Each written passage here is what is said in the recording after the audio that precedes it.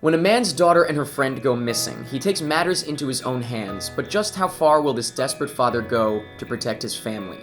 This is Prisoners. Happy Thanksgiving. Happy Thanksgiving. Anna, wait until we're invited. Oh, for God's sake, Keller, get the hell in here. Auntie, can I take Joy to our house? Wear a hat, please. You're just getting over a cold. Joe, you wear a hat too. Where are your sisters? I can't find them. I couldn't find them! I was really looking forward to Prisoners. I only watched maybe 2/3 of the first trailer because I didn't want the whole thing ruined for me. I have been keeping away from everything about this movie because I did not want it spoiled for me, and I am very glad that I went in mostly blind because I loved Prisoners, and one of the best parts is the fact that I had no idea what the hell was going on. I was on the edge of my seat, even though for the most part it's a quiet kind of drama rather than a, edge of your seat thriller, but I was still on the edge of my seat. I don't think I was breathing through most of it.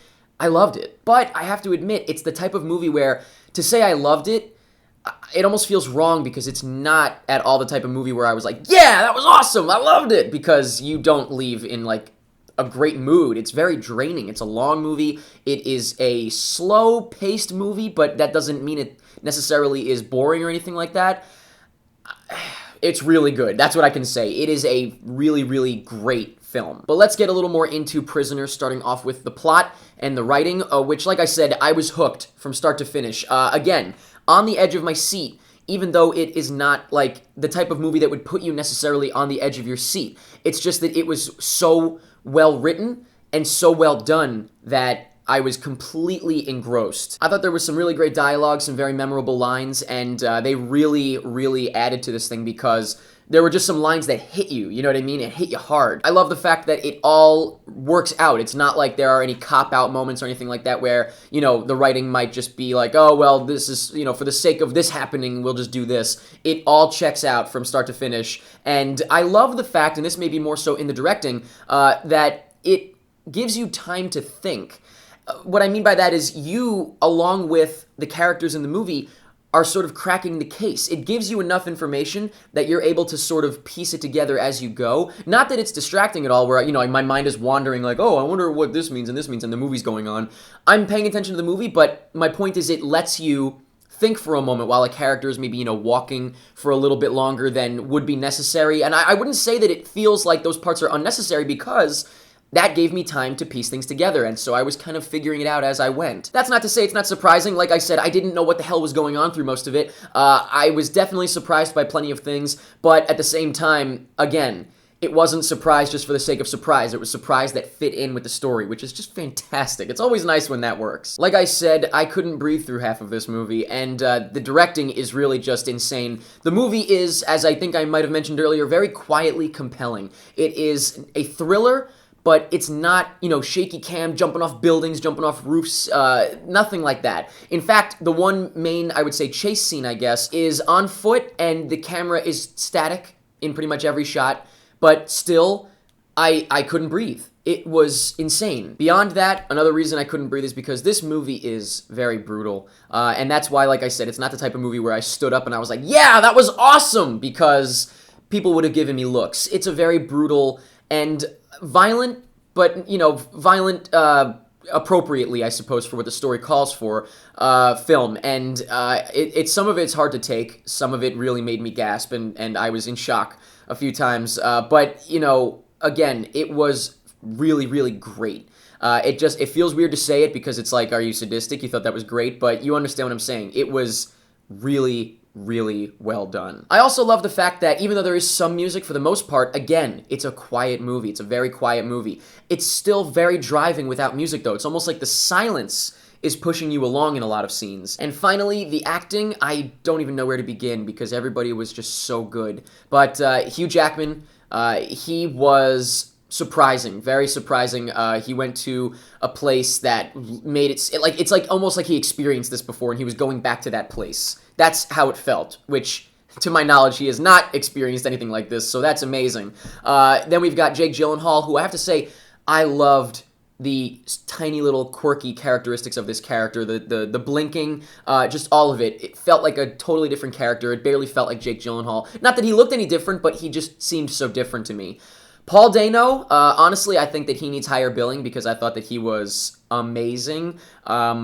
Just, man, oh man, spooky, confusing. You don't know what's going on with this guy. And the only other person I will mention is Terrence Howard. As much as I love Terrence Howard, he was the only one that once in a while I thought, I'm not buying it like I'm buying Hugh Jackman. He even says in the movie multiple times, he has to tell Hugh Jackman, like, I miss my daughter as well. And it's almost like he's telling the audience, like, I may not seem as crazy as Hugh Jackman here, but I miss my daughter. And, that, ironically, is how I felt. It didn't seem like he was on that same level, which I guess, maybe that's fine. Maybe that's just the character, because he did say it a couple of times. But that's the only thing that kind of struck me as odd, was he didn't seem like he was as urgently in the situation as everybody else was, but mainly as Hugh Jackman was. But overall, Prisoners really, really did do a number on me, I'll tell you. I left the theater kind of just in a fog of thought and appreciation, big appreciation. I was very, very impressed with this film. It was extremely well done. I really thought it was fantastic. But again, the reason I feel weird saying, like, yeah, I thought it was great is because it's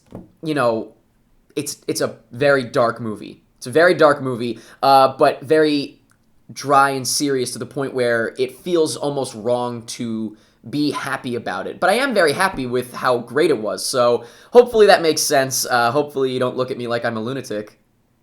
But now I'd like to talk about some spoilers in the movie, so if you have not seen Prisoners, oh god, trust me on this one.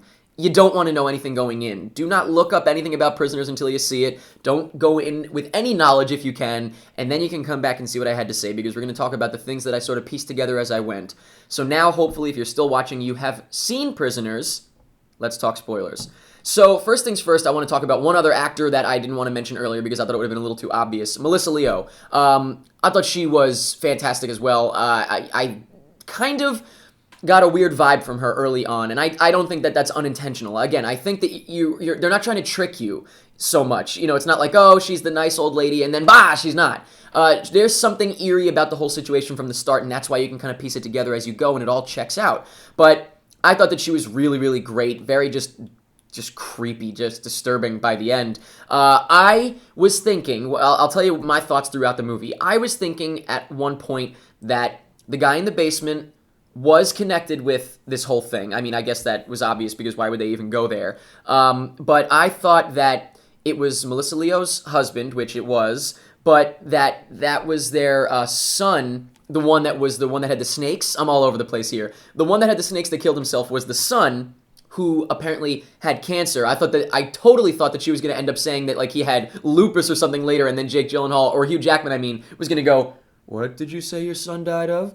I thought that was going to happen, and it was going to be like, oh shit. And then I bought that it was the nephew. I didn't see that coming at all. So, again, there were definite ways to piece it together, but I didn't get all the details. I didn't know exactly what was going on. Even when they said that the one guy who killed himself was kidnapped as a kid, still didn't even register with me. So I don't know. I definitely got some things, didn't get some things. I was back and forth on who did what and what happened. I was looking at even Jake Gyllenhaal. I was like, he's a little weird sometimes. Could it be him that's involved? So I was all over the place, but I enjoyed the fact that my brain was working. I felt like I was cracking the case with them, so that was really cool. The only other thing that I'll say is the ending. I suppose it could be seen as abrupt. I personally thought that it was perfect. Before that ending happened, I knew, of course, that you were going to hear the whistle. I was really confused when the little girl had the whistle. I'm glad that was explained immediately because I was like, what? What the hell's going on? But I absolutely thought that they were going to hear the whistle, and I thought it was going to end when they heard the whistle, and it did. And I'm really glad for that. Some people in the theater were like, are you kidding me? But I don't know what more you want. Like how long do you want this movie to be? How far do you want it to go? It's enough, in my opinion. And so I thought it was a great ending, and it really kind of just gave me a little chill when it went to black. And so, yeah, I'm just rambling about Prisoners. I feel like I could talk about it for a long time because it is that type of movie where you could just... It feels like it was like a real story that happened, and you could talk about it with somebody. Like, oh, yeah, what do you think is going to happen? Is he going to go to jail? Is this going to happen? So I'm going to stop rambling, but just know that I enjoyed it very, very much to the point where I could talk about it for a while. But I would really like to know what you thought of Prisoners. Do you understand what I'm saying? Where I don't want to just come out of the gate and say, I thought it was amazing, because it feels weird. It feels wrong almost to say that. But let me know what you thought of this movie. Let me know what you were expecting going in. Hopefully you didn't know much going in like I did. I think that was much, much better. Let me know, with spoilers tags if you can, where you thought it was going at different points, because I'm sure that you were able to sort of piece things together as you went as well. Let me know what you thought of the cast. Who was your favorite? Was there anybody that you didn't think was quite on the same level? Like I said, I thought Terrence Howard was the only one that wasn't really quite there for me. Let me know anything that you want about Prisoners, and that's pretty much it. I know you know where they are.